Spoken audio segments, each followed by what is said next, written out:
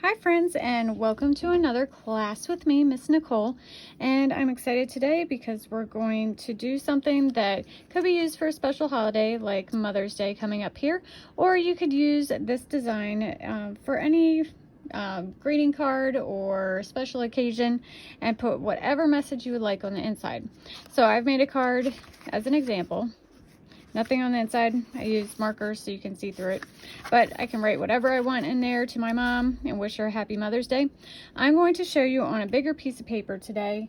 That way it's easier to see and to follow along. But this can easily be transferred, everything I'm showing you, onto the little card like this. So let's go ahead and get started. We're going to need a pencil, an eraser, and a pencil sharpener just in case. So first thing we want to do is we're going to lightly sketch out an oval, or you could do a circle. We're doing a flower wreath, so it could be more of a circle instead. Mine's kind of an egg shape. It's very, very light. Y'all can see that there. Very light oval. This is just our guideline for placing our flowers, so we don't end up making flowers that go across this way. This just helps me with my shape so I know what I'm doing and where I'm going. I'm gonna actually make this a little bit wider at the top so I don't have quite as much of an egg and it's more of an oval. That's why we do it in pencil first. So first thing we're going to do is we're going to place some different flowers on our wreath, and then after we have our flowers all placed, we can always go back and put in as many leaves as we like to fill in the space. So I'm going to go up here and I'm going to do a larger flower, and these all look like little teardrops. I'm having the point go out and the rounded part is in the middle, and right there I have some overlapping. Now if that is bothering me right there where you can see the lines, you can go ahead and erase them. If not, you can always wait till later. And like on my card, I'll show you again, I did this in pencil first and then went around with pen on the outline and then erased all my lines around, so you can't see any lines in there at all. But if you want to leave it as pencil, you can always erase as you go, so that way you don't have that guideline in your flowers when you go to color. You can also use parts of this as a make a wreath, and we can do some leaves in there so it'll cover it up and you don't have to erase all of it. Okay, so I have this flower here and I'm going to do, let's see, one that's slightly open next to it at a different angle. And for that, I'm just putting 4 flower petals right there next to it. Then I'm going to hop down and I'm going to put some across, going diagonally. And same thing, I'm making kind of a star shape, pointed at the end. But down here, I'm going to make a second one that's open.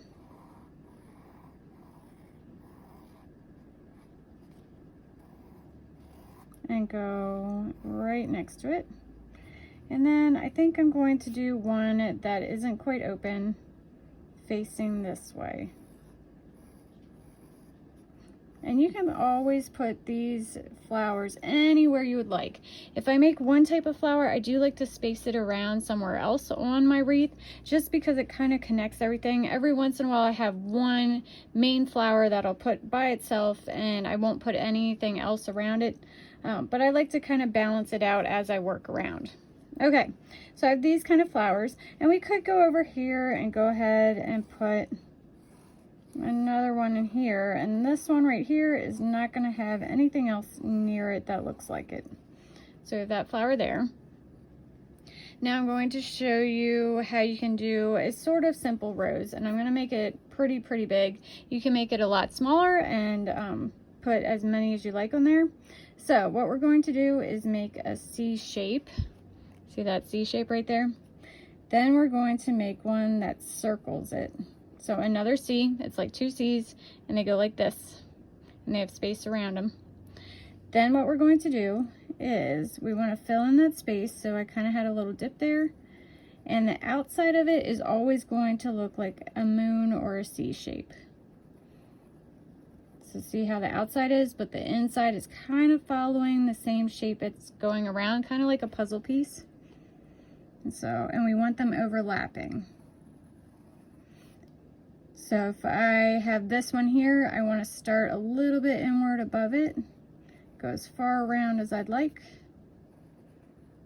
Dip down in there. So anywhere you have space down here, you're going to follow the first line with a little space in between and keep going around. And then it can overlap more than one petal. So this one it did 1, 2, 3, but sometimes you don't get that far. So 1, 2 right there. And as we go around, our petals are getting bigger and bigger, and at some point you have to stop and decide, yeah, that's enough petals. So I think I'm almost getting there. Yep, I feel like that's good. Okay, so here's my little rose right there. And then what I'm going to do is put a little rose petal by making a teardrop shape. And then I'm going to put 2 little lines right there for leaves, and then just a little line off to the side. And I'm going to also go ahead and do some leaves. So for rose petals or rose leaves, I like to make them a little bit jagged, kind of in a teardrop shape, but they have jagged edges. So I'm going to make one on each side. There. And I'm not going to do any other ones around here on mine, but you are welcome to make other ones go throughout your wreath if you'd like. They can be a little bit time consuming, but they look very pretty and detailed in the end. So you can put as many of those as you would like on there, but I'm going to hop around and do a couple other different ones so we can see a variety that you can use. Now I like to also do different sizes. So I have a lot of space right here right now, and I'm going to just do a simple 4-petaled little flower with a little circle in the middle. You probably made these as kids or when you're doodling. Okay, and so I'm going to make a group of these, and it's just 4 little petals. You could do 5, 6, whatever you can fit in there.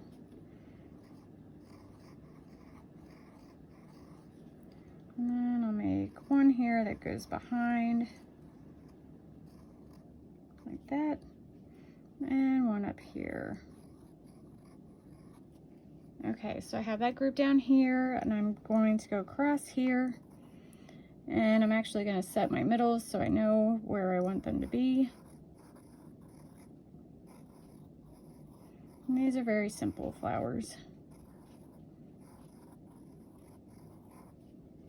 Do those there, and then I'm actually going to come up here and do just a couple up here. And the main thing we want to remember while we're doing this is to leave enough room in the middle to write whatever our words are going to be. So you can fill up this wreath as much as you want with flowers and leaves, but we want to leave that middle clean and clear so we can write whatever we'd like to say to that special person.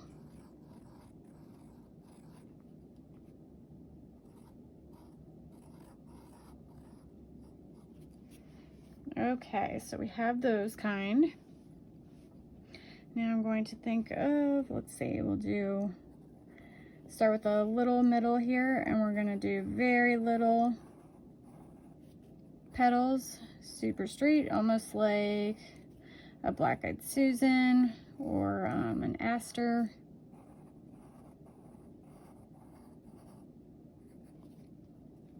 And then I'm going to make one that I'm seeing the side view. So I'm going to do 3, it looks like 3 little petals, but that's really the leaves on the back side.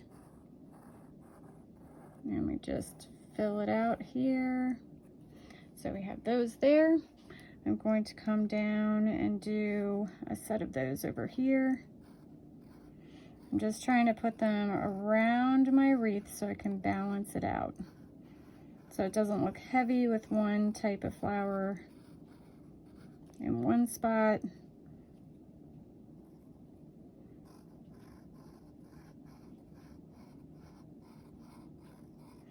And we're also trying to fill up as much as we can before we do the leaves, because the leaves are kind of background to our flowers. But they can also be very pretty too. Okay, so I have those, and let's see, I do think I need one over here.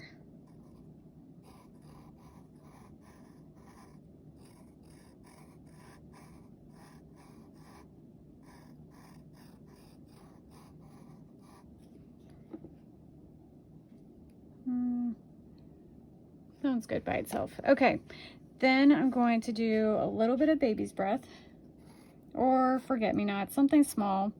And I'm just going to do a couple little stems. And then it looks like just a little curlicue swirl of flowers, and they're very small. And they can go on the ends of the stem. You can make them come off there.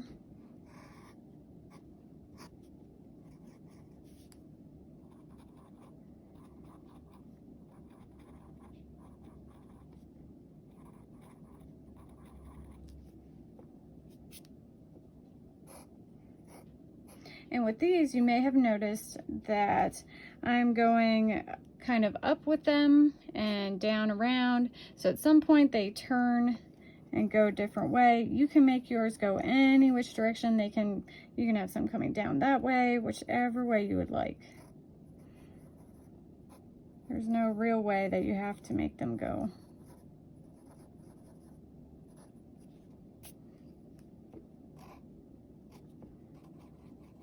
I'll put some stems that just have a couple on them, some that have a little bit more. It's good to space out little flowers in between your big flowers. So some here, some there. We don't have to fill in all the blanks in between. I am gonna put, but the little baby's breath are really good fillers for any space that you're not quite sure what to do, where it won't quite fit a large flower, or maybe it's getting too crowded. You can just stick a little of these little tiny flowers in here. Okay, so I'm pretty happy with my flowers right now. So now I'm going to start to fill in with some leaves. And the first leaves I'm going to do are kind of viney looking ones. They are going to have a curly stem in here, and I'm going to go ahead and just put some around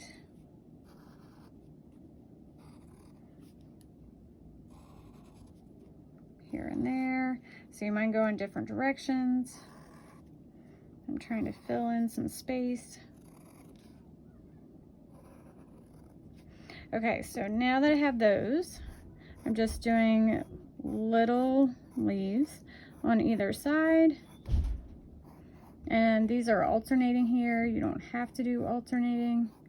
You can make them look like they're parallel. I'll show you up here. So if they're even and going across from each other, you can do them like this, and you can switch them up in your drawing. You don't have to stay consistent with them being the same. It's your drawing.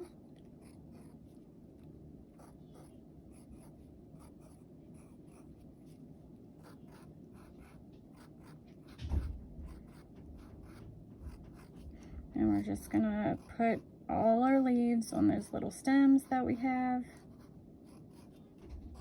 everywhere. And then we're going to draw some other different size ones.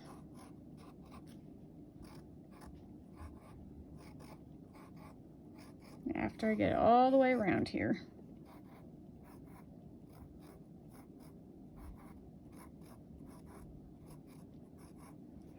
Okay, oh, I missed one.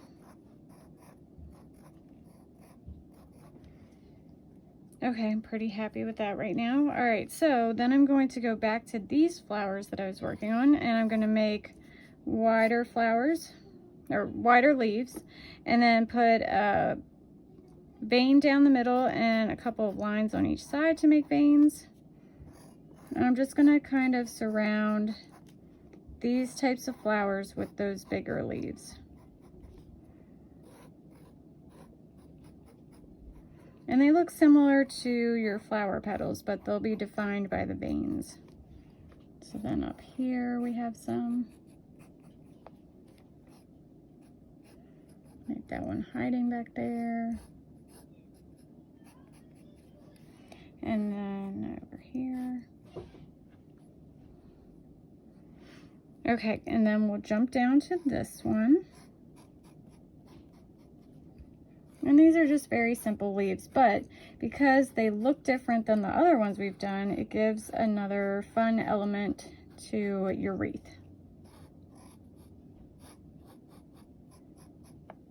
And you don't have to stick with those leaves just being there. You can put them throughout, anywhere you like. I'm mostly just keeping them near there. I'm also going to make some kind of center here. Just a very swirly center on those. Okay, that's looking good so far. Now I'm going to go near all these little patches of flowers where our smaller ones were. And I'm just going to make wider leaves. Now these might look a little bit similar to those, so you can always put a line down the middle. If you're going to add color, you wouldn't have to put a line. You could just add a different type of green or yellow to it and make the shading a little different to differentiate between those other leaves that are there.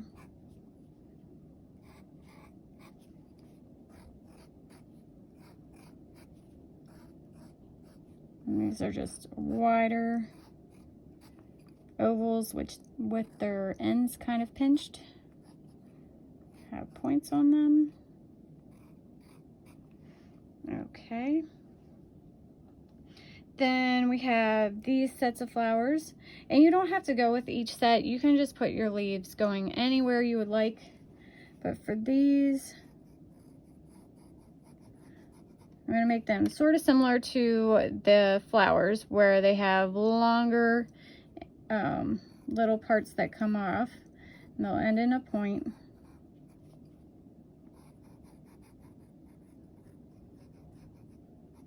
And you might decide that they look too similar to these flowers, and maybe you put those type of leaves with those flowers. Each set of leaves doesn't have to stay with the flower that you originally made it go for, or that I'm showing you.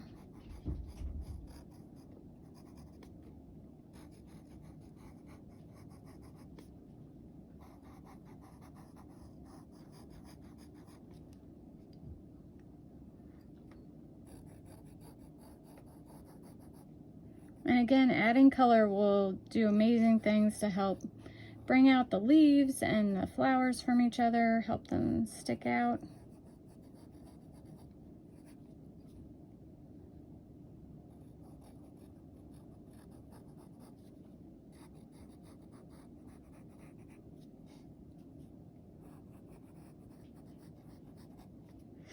Okay, and now something you can do is if you have a gap where there's not a whole lot going on, you can just add a little vine. It could have leaves on it, one leaf here and there, or it could just be blank and plain. But this will help connect some of these. You can go through, you can make a little curly Q coming off of them here and there.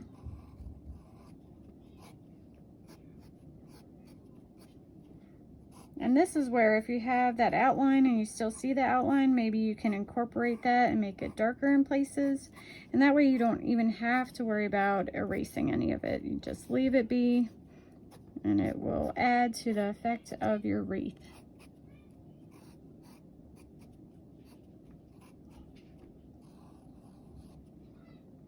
I'm adding just a couple curly cues.